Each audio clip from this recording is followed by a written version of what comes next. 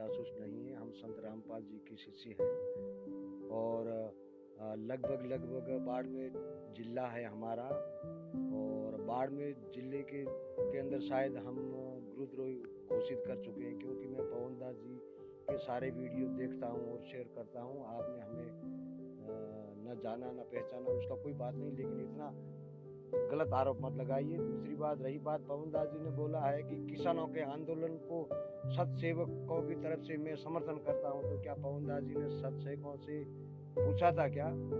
जब महेंद्र भगोड़ा की टीम कांग्रेस और बीजेपी को सपोर्ट करती है, तब वही पवन दास जी कहते हैं कि कितना पैसा लिया इन्होंने, करोड़ों रुपये लिया है इनका भक्तों से सपोर्ट कराने के लिए। तो मैं आपसे पूछता हूँ पवन दास जी के आपके माध्यम से पवन दास जी को, कि पवन दास जी ने कितना रुपया लिया नकली किसान आंदोलन का समर्थन करने के लिए? सत्साई बंदी छोड़ सतगुरु रामपाल जी महाराज जी की जय हो। सत्साई भगत जी, देखिए आप भी अपनी जगह सही हो सकते हैं, और दास ने जो किया है मैंने अपनी जगह बिल्कुल अपने आप को सही मान के किया है, और इसमें कोई सहमत है या नहीं है इसमें कोई बड़ी बात नहीं है। सबके अपने अपने विचार हैं, व्यक्त करने की सबको स्वतंत्रता है। और मैंने यहाँ पे ना तो किसी राजनीतिक पार्टी का समर्थन किया है, और समर्थन भी मैंने कोई शारीरिक रूप से नहीं किया है। उस पंपलेट में स्पष्ट तौर पे लिखा हुआ है केवल सोशल मीडिया पे उनका समर्थन, कि हाँ उनकी बात सरकार तक जानी चाहिए, और जो अपने हक की लड़ाई जो किसान आज लड़ रहा है, हक उसे मिलना चाहिए, क्योंकि इस देश में ज़्यादातर परिवार किसान से संबंधित है। और राजनीतिक पार्टियों का जो समर्थन किया जाता है, जो सतलोक आश्रम मैनेजमेंट हरियाणा ने किया था भगत जी, वो अपने निजी स्वार्थों के लिए किया जाता है। बिना निजी स्वार्थों के कोई भी व्यक्ति किसी भी राजनीतिक पार्टी का समर्थन नहीं करता है, और ना ही कोई किसी राजनीतिक पार्टी का कोई सदस्य बनता है। फिर सतलोक आश्रम मैनेजमेंट हरियाणा ने जाट आरक्षण का समर्थन किया, तो आरक्षण की मांग भी एक वर्ग विशेष की अपनी निजी आवश्यकता थी, वो भी उनका स्वार्थ था। तो भगत जी, ना ही तो मैंने कोई किसी के साथ कोई आरक्षणबाजी का समर्थन किया कि वही जो बेचारे किसान हैं वो आरक्षण की मांग कर रहे हों ताकि मैंने उनका समर्थन किया हो, और ना ही ये जो किसान हैं ये बेचारे कोई राजनीतिक पार्टी से संबंधित हैं जो किसी राजनीतिक पार्टी को बढ़ावा देने के लिए, जिताने के लिए आंदोलन कर रहे हों। और इस देश का 80% व्यक्ति किसान परिवार से संबंधित है, और किसान अर्थात खेती बाड़ी से, कृषि से पूरा देश, पूरी दुनिया चलती है, क्योंकि उसको अन्नदाता कहा जाता है। वो अन्न का उत्पादन करता है भाई, और उससे यदि अपने अन्न की वास्तविक मूल्य नहीं मिलता है तो उसको प्रोटेस्ट करने का अधिकार है। भारतीय संविधान में लिखा हुआ भाई, एक व्यक्ति भी अहिंसात्मक रूप से आंदोलन कर सकता है। और यहाँ पे जब लाखों किसान अपने हक की लड़ाई लड़ रहे हैं, सरकार उनको रोक रही है, तो भगत जी फिर आप किसका समर्थन करोगे? आप किसान ना ही तो झूठ है, ना आरक्षण के लिए लड़ रहा, ना राजनीति के लिए लड़ रहा, ना वो सरकार से कुछ मांगने के लिए लड़ रहा। आप इन पहलुओं पे विचार तो करो। बगैर सोचे समझे आप लोग कुछ भी बोल देते हो भैया। किसान किस लिए लड़ रहा है? किसान को पहले जो छूट थी वो भी सरकार ने उससे वापस लेनी चाहिए। भाई आप भगत जी, आप कोई मजदूर हो और आप किसी के घर पे कोई काम करने जाते हो, आप मान लीजिए लाइट फिटिंग का काम करते हो, और आप किसी के घर पे लाइट फिटिंग का काम करने जाते हो, तो ये आपका हक बनता है कि आपने वहाँ पे कितना काम किया, उस हिसाब से आप उसको पैसे बताओगे। अब आपने वहाँ पे काम तो किया 24 घंटे, और वहाँ की जो सरकार है वो ये कहे कि नहीं साहब, आपने इसके घर पे जो लाइट फिटिंग का काम किया है उसका रेट हम फिक्स करेंगे कि आपको मात्र 100 रुपये मिलने चाहिए 24 घंटे के। तो आप क्या करोगे? आप या तो काम करना छोड़ दोगे, या फिर आप उसके लिए आंदोलन करोगे कि मेरा जो हक है, मेरी जो मेहनत है वो मुझे मिलनी चाहिए। तो किसान जो अपनी फसल उगाता है, क्या सरकार जाके किसान के खेत में पानी देती है, खाद देती है, बिजाई करती है, कटाई करती है, मेहनत करती है? किसान अपनी मेहनत करता है, किसान की खुद की ज़मीन है, खुद वो अन्न उपजाता है, खुद अन्न पैदा करता है, तो किसान को अपनी फसल का मूल्य निर्धारित करने का अधिकार है। जैसे आप मार्केट में मान लीजिए आप कोई मतलब चाय बेचते हैं, आप कोई पकोड़े बेचते हैं, आप कोई सेव संतरे बेचते हैं, तो रेट फिक्स करने का अधिकार किसको है भैया? आपको अधिकार है कि आप जिस क्वालिटी की चाय बनाओगे वैसी आप अपनी दुकान पे रेट रखोगे। और सरकार आपसे कहे नहीं, आपकी चाय का रेट तो हम फिक्स करेंगे कि आपकी चाय 25 पैसे में बिकनी चाहिए, आप चाय का काम कर लोगे, आपका पेट भर जाएगा 25 पैसे की चाय में। तो जो हक की लड़ाई है, जो सच की लड़ाई है, वो भगत जी चाहे जगत लड़े चाहे भगत लड़े, और भगत ने उसमें सहयोग देने का उसको पूरा अधिकार है। और यही कारण है आप लोग चिल्ला रहे हो पूरी दुनिया के सामने, आप लोगों को पता है 6 साल हो गई चिल्लाते चिल्लाते गले का पानी सूख गया। क्या कोई भी जगत का व्यक्ति संत रामपाल जी महाराज जी के समर्थन में आया? कोई नहीं आया ना। क्यों नहीं आया? क्योंकि हमने कभी किसी जगत वाले का उसके हक और उसके सच के साथ जो लड़ाई लड़ रहा है हमने कभी साथ दिया ही नहीं। नहीं, हमारे पास तो भगवान है, हमें क्या जरूरत है, हमें क्या मतलब है, जो करेगा सो भरेगा। अब जो करेगा सो भरेगा, तो आज कौन खड़ा है तुम्हारे साथ में? कल को आप अपनी औरत को या अपनी बहन बेटी को लेके बाजार में या कहीं और जा रहे हो, किसी ऐसे सुनसान रास्ते से आप जा रहे हो मोटरसाइकिल पे, और रास्ते में 3-4 लड़के आ गए, गुंडागर्दी करने लग गए, आपकी बहन बेटी के साथ में बदसलूकी कर रहे हैं, और आप अपने हक के लिए, आप सच्चाई के लिए आप उनसे लड़ रहे हो, और वो 3 है, आप अकेले हो, और पास में 2-4 आदमी और खड़े हों, तो क्या आपका मन नहीं होगा कि वो लोग आपका हेल्प करें, वो लोग आपकी सहायता करें? आप नहीं चाहोगे? और यदि वो लोग आपकी सहायता नहीं करेंगे तो फिर आपके ऊपर क्या बीतेगी? आप समाज में ये कहोगे ना कि दुनिया से तो सच्चाई का नामो निशान खत्म हो गया, सच कहना तो गुनाह हो गया, ईमानदारी दुनिया में रहे ही नहीं। वहाँ लोग मेरी बहन बेटी को छेड़ रहे थे, मैं अकेला लड़ रहा था, 4 आदमी देख रहे थे, मेरी गलती भी नहीं थी, फिर भी कोई कुछ नहीं बोल रहा था। तो वही स्थिति तो अब आप लोगों के साथ हो रही है। किसानों का समर्थन हम क्यों ना करें? हम कोई इस देश से बाहर हैं?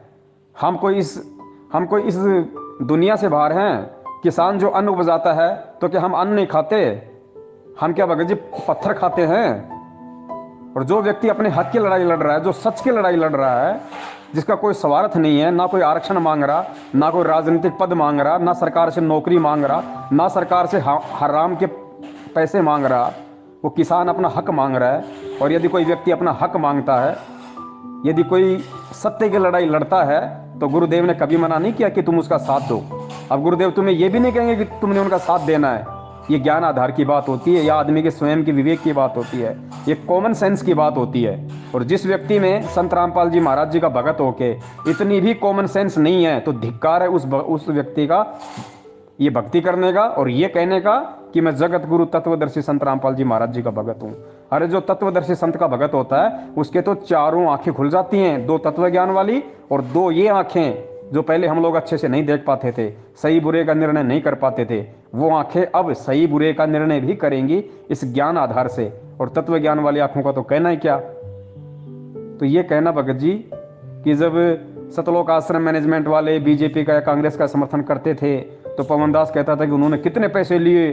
अब पवन दास ने किसान आंदोलन का समर्थन कर दिया, तो मैं पूछता हूं कि पवन दास ने किसने पैसे लिए? भगत जी आपका सवाल ही नाजायज है। आपको ये नहीं पता कि आप क्या पूछ रहे हो, आप क्या सवाल कर रहे हो, आप जवाब क्या मिलेगा आपको?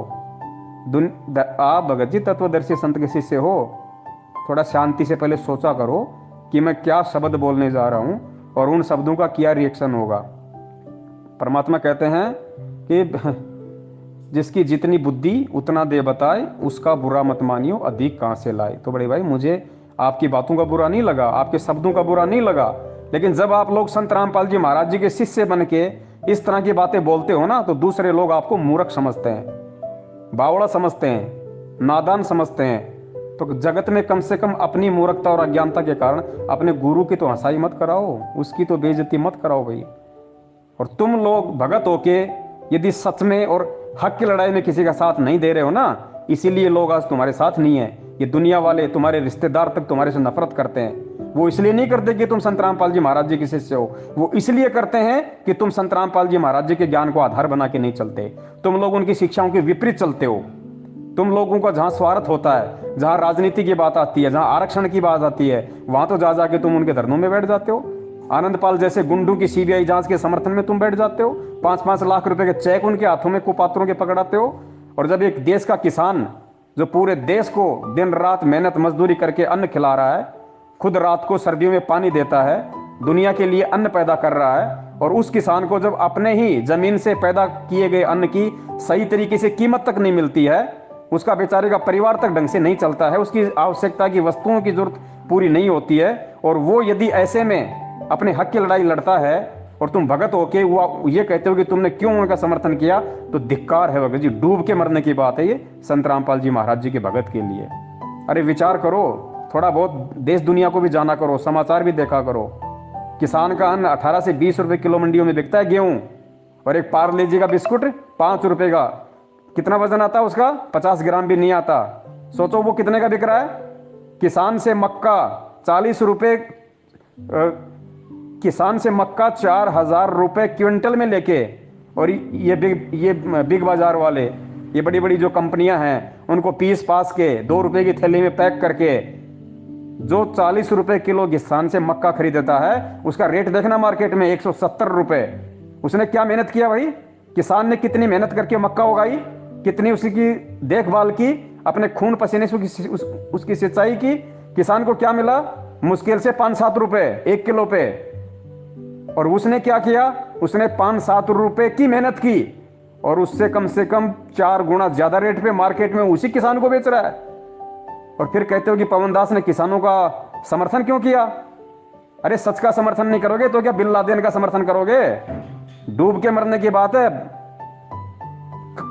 वो व्यक्ति संत रामपाल जी महाराज जी का भगत होके, और यदि ऐसी बात करता है कि पवन दास ने किसानों का समर्थन क्यों किया, वो व्यक्ति कलंक है भक्ति के नाम पे, भगत के नाम पे वो व्यक्ति कलंक है, जो सच के लिए आवाज नहीं उठा सकता, जो दूसरा व्यक्ति अपने हक के लिए आवाज उठा रहा है, जो उसकी आवाज नहीं बन सकता, जो उसका समर्थन नहीं कर सकता, उसका साथ नहीं दे सकता, डूब के मरने की बात है। आज तुम लोगों का साथ मत दो, कल को तुम्हारा साथ कौन देगा? अरे भगवान ने हमें सामाजिक ज्ञान भी दिया है, क्योंकि हम समाज में रहते हैं। सब कुछ भगवान के पीछे नहीं चलता। तुम इतने बड़े भगत नहीं बने अभी कि तुम सब कुछ तुम भगवान के पीछे छोड़ दोगे। तुम प्रहलाद नहीं बने। जिस दिन तुम मीराबाई बन जाओ, जिस दिन तुम प्रहलाद बन जाओ, उस दिन आंख बंद कर लेना। लेकिन जब तक नहीं बनते हो और जब तक आप इस समाज में रहते हो, आपको समाज के तौर तरीके से रहना पड़ेगा। मैंने किसी गलत व्यक्ति का समर्थन नहीं किया, मैंने किसी दारू के ठेके वाले का समर्थन नहीं किया, किसी राजनेता का समर्थन नहीं किया, आरक्षण के लिए लड़ाई लड़ने वाले लोगों का समर्थन नहीं किया, मैंने उन बेरोजगारों का समर्थन नहीं किया जो रोजगार के लिए लड़ते हैं। अगर रोजगार नहीं मिलता है तो अपनी मेहनत करो, मजदूरी करो, अपना कोई व्यापार करो, मार्केट में ठेला लगाओ। क्यों लड़ रहे हो तुम सरकार से रोजगार के लिए? मैंने उन लोगों के समर्थन नहीं किया, मैंने इस देश के अन्नदाता का समर्थन किया है, जो सच्चा है, मासूम है, भोला है। उसको लूटा जा रहा है, उसको दबाया जा रहा है।